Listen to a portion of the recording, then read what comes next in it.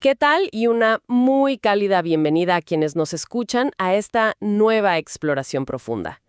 Hoy tenemos un tema verdaderamente cautivador sobre la mesa. Vamos a sumergirnos en un desglose analítico del capítulo 29 del libro de Génesis. Así es, hola. Y la verdad es que hay muchísimo material aquí. Totalmente. Para preparar esta conversación hemos reunido una pila de notas y 3 fuentes analíticas exhaustivas basadas en los textos de la versión Reina Valera. Y nuestra misión en esta sesión es muy clara. Queremos extraer las lecciones vitales de una historia antigua que, si somos honestos, parece sacada directamente de una de esas telenovelas de horario estelar que te mantienen al borde del asiento. Es un placer estar aquí. Y de hecho, la comparación con una telenovela es perfecta, porque cuando observamos esta narrativa de cerca, nos damos cuenta de que los conflictos humanos más viscerales realmente no han cambiado nada en miles de años. Exacto. Siguen siendo los mismos. Ujú. Hablamos de una historia repleta de romance, traición, engaños familiares, rivalidades tóxicas y bueno, una dosis gigantesca de lo que hoy llamaríamos karma o justicia poética. Todo está plasmado en estas páginas con una honestidad brutal que nos ayuda a entender nuestra propia naturaleza hoy en día. Bueno, vamos a desempacar esto, porque la historia literalmente lo tiene todo. Arrancamos con un clásico amor a primera vista, pasamos por la firma de un contrato laboral que dura, digamos, 7 años, y luego nos topamos de frente con un giro de trama absolutamente brutal en la mismísima noche de bodas. Lo que es fascinante aquí es el marco filosófico y moral que envuelve cada uno de sus eventos. A lo largo de este análisis, vamos a ver en acción lo que podríamos llamar la ley de la siembra y la cosecha. O sea que todo lo que haces se te regresa. Exactamente. Este texto es, en muchos sentidos, un estudio magistral sobre cómo las acciones del pasado inevitablemente nos alcanzan. Las decisiones que tomamos dejan un eco en nuestra vida, y a veces ese eco tarda años en regresar, pero siempre regresa y toca la puerta. Totalmente de acuerdo. Y para entender la magnitud de ese eco, tenemos que entender exactamente dónde y cómo comienza esta parte de la historia de Jacob. Quienes nos escuchan deben imaginar a un hombre que está huyendo por su vida. Jacob acaba de dejar atrás todo lo que conoce. Ha cruzado cientos de kilómetros de terreno hostil y finalmente llega a la tierra de los orientales, en Mesopotamia. Y no llega precisamente en un carruaje de lujo, ¿verdad? Para nada. De hecho, el contexto geopolítico y personal de Jacob en este instante es vital. Él llega a este pozo sin absolutamente ningún bien material. Ha huido de su casa con las manos vacías por miedo a su hermano Esaú. Recordemos que Jacob le había robado la primogenitura y la bendición a su hermano mediante engaños. Espera, hagamos una pausa rápida ahí, porque la palabra primogenitura suena a clase de historia antigua, ¿no? En términos prácticos para nuestra audiencia, ¿qué significaba robar eso exactamente? Excelente punto. La primogenitura no era solo recibir más dinero en el testamento, era el derecho a ser el líder absoluto de la familia, el patriarca, y en este contexto específico, ser el portador de las promesas espirituales que Dios le había hecho a su abuelo Abraham. Jacob quería ese poder a toda costa y mintió para obtenerlo. ¡Qué fuerte! Sí, y la ironía es que al conseguirlo tuvo que huir sin un centavo. Lo único que Jacob lleva consigo al llegar a este pozo es una promesa divina que recibió en un sueño en el camino, en un lugar llamado Betel. No tiene sirvientes, no tiene riquezas, solo tiene esperanza. ¡Qué locura! El hombre que lo quería todo, ahora no tiene absolutamente nada. Y con esa carga emocional, el texto nos pinta una escena muy, muy visual. Hay un pozo en el campo, pero está cerrado con una piedra enorme. Alrededor hay 3 rebaños de ovejas esperando con sus pastores, porque la costumbre era juntar a todos antes de mover la roca. Y de repente, mientras Jacob está haciendo preguntas sobre su familia, llega Raquel. Los textos la describen llegando con las ovejas de su padre. Y aquí ocurre este momento casi cinematográfico que me encanta. Claro, es un despliegue de adrenalina pura. Exacto. Jacob, al verla, tiene este arranque de caballerosidad o, digamos, de querer impresionar a la chica. Él solo, sin ayuda de los demás pastores, se acerca y mueve esa inmensa piedra que normalmente requería de varios hombres. Le da de beber al rebaño, se acerca, la besa y, abrumado por la emoción, se suelta a llorar a mares al presentarse como su pariente, el sobrino de Labán. Esa reacción tan emocional tiene todo el sentido del mundo si recordamos la vulnerabilidad en la que se encontraba. Aquí es donde entra el concepto de la providencia que destacan las fuentes. Ajá. Jacob llega al lugar correcto en el momento exacto en que Raquel aparece. Y la respuesta de la familia es el salvavidas que él necesitaba. Labán, el tío de Jacob, corre a recibirlo, lo abraza y le dice una frase muy poderosa. Le dice, «Ciertamente hueso mío y carne mía eres». Esa validación inmediata, esa sensación de pertenencia, es el ancla emocional de Jacob en su exilio. Claro, pero esa cálida bienvenida familiar y los abrazos duran exactamente un mes. Porque después de sus primeros 30 días, Labán, que claramente tiene un ojo muy afilado para los negocios, decide que la hospitalidad gratuita tiene un límite. Básicamente lo sienta y le dice algo como, oye, el hecho de que seamos familia no significa que vas a trabajar gratis. ¿Cuál va a ser tu salario? Y en este punto Jacob ya está perdidamente enamorado. Las fuentes describen a Raquel como una mujer de lindo semblante y hermoso parecer. Y aquí volvemos al problema del exilio que mencionábamos. En la cultura del antiguo Medio Oriente, para casarte, necesitabas pagar una dote a la familia de la novia. Era una especie de seguro social, una compensación económica y una prueba de que podías sostener a una esposa. Pero Jacob llegó huyendo. No tiene rebaños, no tiene plata, no tiene oro. O sea, no tiene nada más que sus propias manos. Exactamente. Así que hace una oferta audaz, lo que hoy llamaríamos invertir capital de sudor. Ofrece trabajar 7 años enteros por la mano de Raquel. 7 años de trabajo físico, en el campo, bajo el sol. Es un compromiso brutal. Y aquí quiero leer textualmente el versículo 20 de la Reina Valera, porque si revisamos el texto original, es quizá uno de los pasajes más románticos de toda la literatura antigua. Dice, así sirvió Jacob por Raquel 7 años, y le parecieron como pocos días, porque la amaba. Es simplemente hermoso. Es un versículo profundamente conmovedor. Pero además de ser romántico, nos ofrece una ventana increíble al perfil psicológico de Jacob y a su evolución. El amor genuino hizo que un sacrificio inmenso se sintiera liviano. Pero la conexión brillante aquí es el contraste con el Jacob del pasado. ¿Te refieres al Jacob impulsivo del principio? Justamente. El Jacob que engañó a su padre era el hombre que no podía esperar. Quería la bendición inmediata. Era calculador, manipulador y no le importaban los atajos. Sin embargo, ahora, en las llanuras de Harán, está aprendiendo el verdadero valor de la paciencia. La devoción está moldeando su carácter. Está aprendiendo que las cosas de mayor valor requieren tiempo y sacrificio. Ese contraste es vital, porque nos prepara para el gran giro de la historia. Y atención, porque aquí es donde se pone realmente interesante. Imaginen la escena. Los 7 años se cumplen. Jacob ha sudado cada gota de ese contrato. Va con Labán y le dice, dame a mi mujer, porque mi tiempo se ha cumplido. Labán dice que sí y organiza un gran banquete de bodas. Hay fiesta, hay celebración comunitaria, probablemente mucho vino. Pero entonces cae la noche. La famosa oscuridad de la tienda nupcial. Así es, aprovechando esa oscuridad y el espeso velo que cubría a las novias en esa cultura, Labán hace un movimiento de manipulación maestro. No le entrega a Raquel, le entrega a su hermana mayor, Lea. Jacob pasa la noche de bodas con ella sin darse cuenta de nada. Imaginen el impacto del amanecer. Los textos analíticos lo resumen con una frase fulminante. Dicen, «He aquí era Lea». La indignación de Jacob debió haber sido volcánica. Va a confrontar a su suegro y le reclama, «¿Qué es esto que me has hecho? ¿No te he servido por Raquel? ¿Por qué, pues, me has engañado?» Es el clímax dramático de la historia, sin duda. Y la ironía monumental de este evento es asombrosa. Esta es la máxima expresión de la justicia poética. El gran engañador resulta finalmente engañado. Es que la simetría es para volverse loco. Jacob literalmente usó la ceguera física de su padre en el pasado, ¿verdad? Exacto.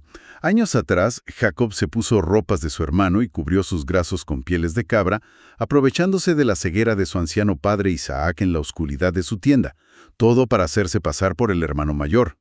Ahora los papeles se invierten con una precisión quirúrgica. Jacob es el que está ciego por la oscuridad y la celebración, y es engañado por una mujer bajo un velo que toma el lugar de la hermana menor, asumiendo el rol que le correspondía a la otra. Es como si el universo le estuviera diciendo, mira cómo se siente que te roben tu futuro con un disfraz. Totalmente. Las notas que estamos analizando enfatizan que esto no es un accidente. Hay un propósito en que Dios permita que estas circunstancias exactas ocurran. Jacob está probando su propia medicina.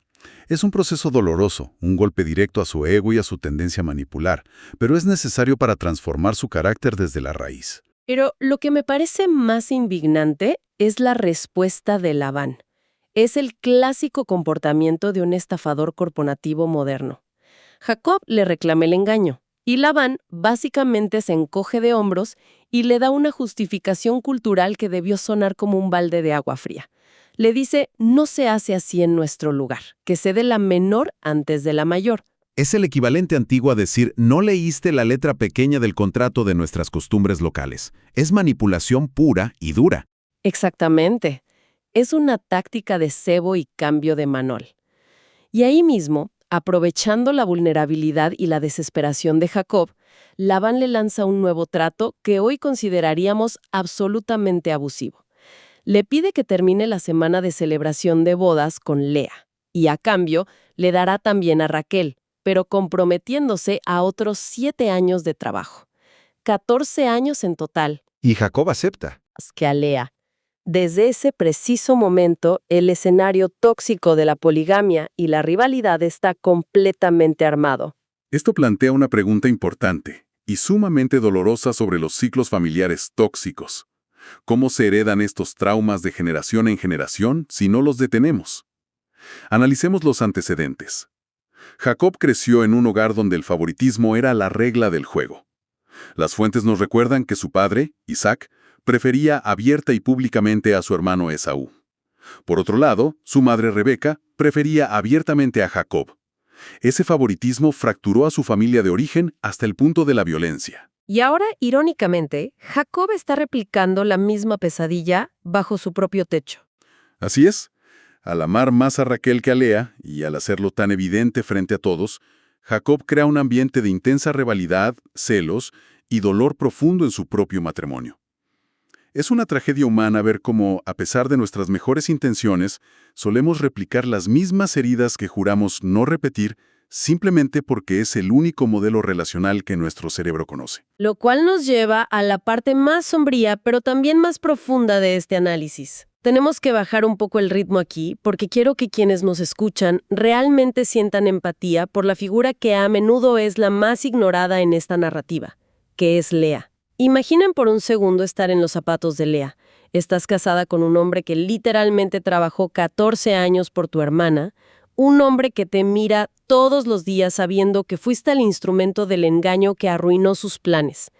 Eres, a todos los efectos, la esposa no deseada. Es una carga emocional devastadora.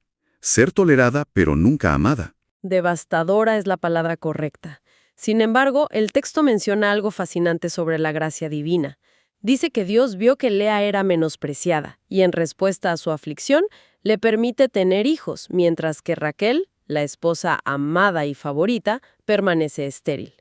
Y aquí es donde los textos analíticos nos revelan que los nombres que Lea elige para sus primeros hijos son literalmente un diario abierto de su desesperada búsqueda de amor. Es un registro detallado de su dolor psicológico. Sí, al primero lo llama Rubén, que significa Dios ha visto mi aflicción. Y ella misma añade la justificación, diciendo, ahora me amará mi marido. Al segundo lo llama Simeón, que significa Dios oyó que era menospreciada.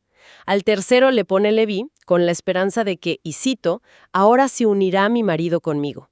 Es un grito silencioso por validación. En cada nacimiento ella está pensando, ¿será que con este bebé finalmente me va a mirar? ¿Será que ahora sí soy suficiente para él? Es un retrato psicológico desgarrador. Estamos viendo a una mujer que busca su valor personal enteramente en la mirada de un esposo que, francamente, no la ama de la misma manera. Toda su identidad está anclada en una validación externa que nunca llega. Pero, si conectamos esto con el panorama general de la historia y el análisis de nuestras fuentes, ocurre algo profundamente transformador con el nacimiento de su cuarto hijo. El momento en que todo hace clic para ella. Exactamente. A este cuarto hijo lo llama Judá. Y la justificación del nombre cambia radicalmente frente a los 3 anteriores. Ella dice, esta vez alabaré a Jehová. Fíjate en el inmenso cambio de enfoque. Ya no menciona a su marido por ninguna parte. Ya no dice, ahora me amará. Ya no busca esa validación horizontal que le estaba consumiendo por dentro. Pone su mirada hacia arriba, en la gratitud y en su propia relación con lo divino.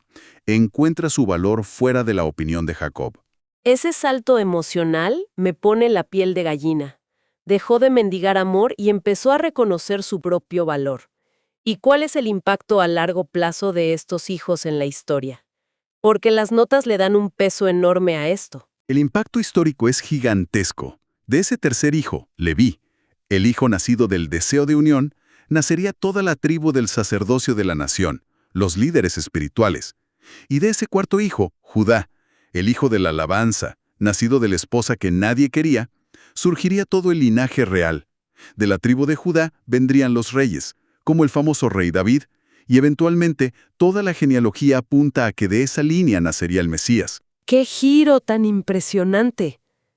Es decir, la mujer que nadie quería en esa tienda nupcial, la que fue usada como un peón en un juego de hombres, terminó siendo la madre de la realeza. Dios usa a la menospreciada para construir su plan principal. Esa es la prueba definitiva de que en estas narrativas antiguas, los propósitos más grandes a menudo utilizan los instrumentos que el mundo, o incluso su propia familia, considera secundarios, rotos o defectuosos. Entonces, ¿qué significa todo esto para nosotros hoy? Al llegar al cierre de esta exploración profunda. Si hacemos un resumen ágil para nuestra audiencia de lo que hemos estado desempacando, vemos lecciones que resuenan fuertemente en nuestra vida diaria. Primero, que nuestras acciones siempre tienen un eco. El engaño engendra engaño, y nadie, ni siquiera el protagonista de la historia, escapa a las consecuencias de cómo trata a los demás. Segundo, que el esfuerzo impulsado por un amor genuino, como el de Jacob por Raquel, puede soportar los trabajos más pesados. Y tercero, que buscar nuestro valor exclusivamente en la validación de personas que no nos aprecian puede consumirnos, hasta que aprendemos a cambiar nuestro enfoque, exactamente como lo hizo Lea. Y yo sumaría una perspectiva adicional a ese resumen. Más allá de las consecuencias de nuestros actos, esta historia desmitifica por completo la idea de que necesitamos una vida perfecta para lograr cosas significativas. Si analizamos la historia completa de la humanidad a través del lente de estos textos, vemos que la esperanza y el propósito no nacen en laboratorios estériles ni en familias de revista. Nacen en medio del caos. Esta era una familia profundamente disfuncional, llena de celos, mentiras, manipulación y dolores silenciosos. Y sin embargo, de esa misma imperfección surgieron líderes, reyes y legados que cambiaron la historia. Las fallas de estas personas no impidieron que dejaran una huella trascendental. Me encanta esa perspectiva. No hace falta un lienzo en blanco ni un historial intachable para pintar una obra maestra. Incluso de nuestros peores errores familiares puede surgir algo con muchísimo propósito. Ahora, antes de despedirnos, queremos dejar a nuestra audiencia con un pensamiento final. Una reflexión un poco incómoda, quizás, que no hemos discutido directamente hoy, pero que late bajo la superficie de todas estas fuentes. Y es esta. Cuando los cimientos de una familia, de una empresa o de cualquier proyecto vital se construyen sobre una capa fundacional de engaño y manipulación, exactamente como hizo Labán al engañar a Jacob, ¿qué pasa con la confianza en las generaciones futuras?